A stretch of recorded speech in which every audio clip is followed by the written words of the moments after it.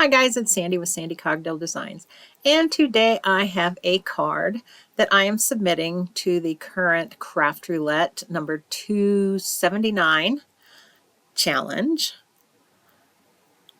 It's been a while since I have submitted a Craft Roulette card other than the one I did for Paper Ganza. And as a side note, Paper Ganza was so much fun. I really hope they have one next year because I'm pretty sure I'm all in. You can subscribe to my channel to be notified of future videos. Give me a thumbs up if you like this video. You can follow me on Instagram at Sandy Cogdill or on my blog, sandycogdilldesigns.com. All right, for this particular card, the project was kids card, and I didn't really have any kids stamps or images or anything, so I decided that I would do something that kids enjoy doing. So I selected this cute little turtle from Pink and Maine, building a sandcastle. The element was pictures, so I kind of have my own little Polaroid picture there. The colors were theater, which was kind of difficult, but I decided just to cheat and go with Joseph and the Amazing Technicolor Dreamcoat, because that pretty much covers everything.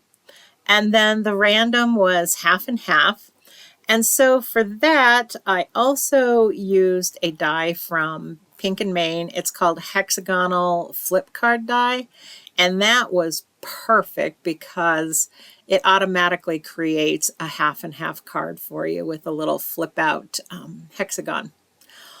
Okay, let's get started.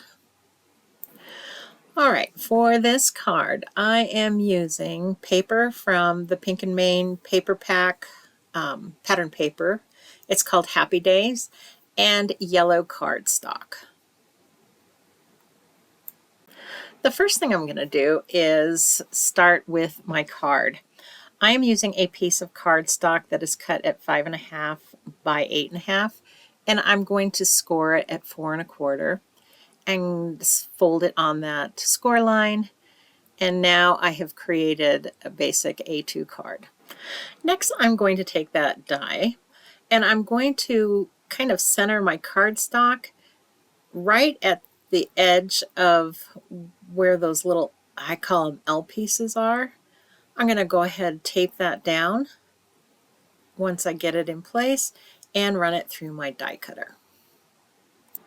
This is such a cool die because it automatically gives you the fold lines once you run it through your die cutter. So I'm going to take my card, I'm going to fold it in half, and then I'm going to fold that top edge back on those fold lines, and I've got my little flip out card already. So simple. Next, I'm going to take out that other piece in the die set, and I'm going to cut out my 2 pieces of pattern paper. So that is super simple also, because you're just going to run it through on the striped or your one color of paper, run it through on the other, kind of flip it around, and they are the perfect size to glue onto your card base. Amazing. There's another shape in that set. It's a hexagon with a scalloped edge, and I'm going to use that for the little flippy part that comes out of the card, and I'm just using the back side of that green paper. Now that I've got my pattern paper all cut out, I'm going to go ahead and adhere that to my cardstock. These cut out so that it's almost 1/4 of an inch from the edges as you're gluing them down. It's super simple, super easy to line up. For my little Polaroid picture frame, I didn't have a die that was the right size for putting that little turtle in it, so I decided I would go ahead and cut my own. So I have a piece of cardstock at 2.5 by 2 3/4, and I'm just using one of my little quilting rulers to cut 1/4 inch from the top and from each side, and then I kind of connect that at the bottom so that I have that wider spot to create my own little Polaroid picture. All right, now is the fun part. We get to start coloring. So I've stamped my little image on a piece of Express It blending card. That's what I prefer to use when I'm doing Copic coloring. I've used it for years, and for me it just works best for blending. The stamp set that I'm using is, again, it's Pink and Main, and it is called Special, like special, but Special Day. I have all of my markers swatched out, and that's what I use to help me select the right color of pen. For my little turtle, I am using YG13, YG05, and YG25. Next, I'm going to color my sand, and I'm using E42, E31, E55, and E25. And I'm just going back and forth between those colors to get a nice textured color. For the sky behind my turtle, I used B21 and B23. I probably shouldn't have used the B23 because it kind of made it a little bit of a shade darker than what I was looking for, but I wanted to give a shadow behind him. But in retrospect, I probably would have just stuck with the B21. And then to finish things up, I'm just going to bring in some colors that are also in that striped paper. So I'm going to use Y13 and Y19 for the yellows. And that's going to be like the flag and part of the sand pail. I've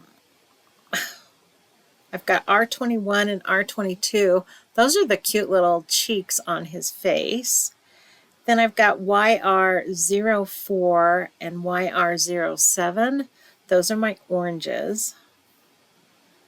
And I think those are the only other colors I really added into this. It's a pretty simple and quick color, for sure. Next, I'm going to use my gel pen to add some highlights. I use a number 10. Guys, I don't know, but I really struggle with the white gel pen thing. I love the way it works. I'm just not real confident in the inking that I do on my images, but I figure given enough time, I'll be satisfied with it. But I do find it very, very difficult, and there are some people out there that do such an amazing job with it. I wanted to soften the edges of my little Polaroid frame, so I'm just going to go around the outside and the inside edges of that square with a C0 Copic marker just to kind of soften those up and give them a little bit of dimension. I wanted to have a sentiment on the front of my card, so I decided to use one from the stamp set, and I'm just going to stamp that at the bottom of my little Polaroid frame. Next, I'm going to glue my little Polaroid frame over that little colored image of my little turtle building a sandcastle. And then I'm just going to trim that paper around the edges of the Polaroid picture. Next, I'm going to glue my little Polaroid picture to my hexagon, making sure that it doesn't catch up in that opening that flips open, or that it extends past that left side, the right side of my card. And for a sentiment on the inside of my card, I'm just going to place that in my larger MISTI. Place the sentiment where I want it, making sure it's not showing on the front of the card, and I will get that stamped out. And that pretty much does it for this particular card. Easy peasy and very, very quick. I absolutely love the hexagon flip card die, and I can see me using it quite a bit in the future. It just makes a really impactful card that looks like you took forever on it, but it is so, so simple. All right. If you enjoyed this video, give me a thumbs up. Hit subscribe if you want to be notified of future videos. You can follow me on Instagram at Sandy Cogdell or on my blog at sandycogdelldesigns.com. Thank you so much for stopping by today. and I hope you have a great one. Bye-bye.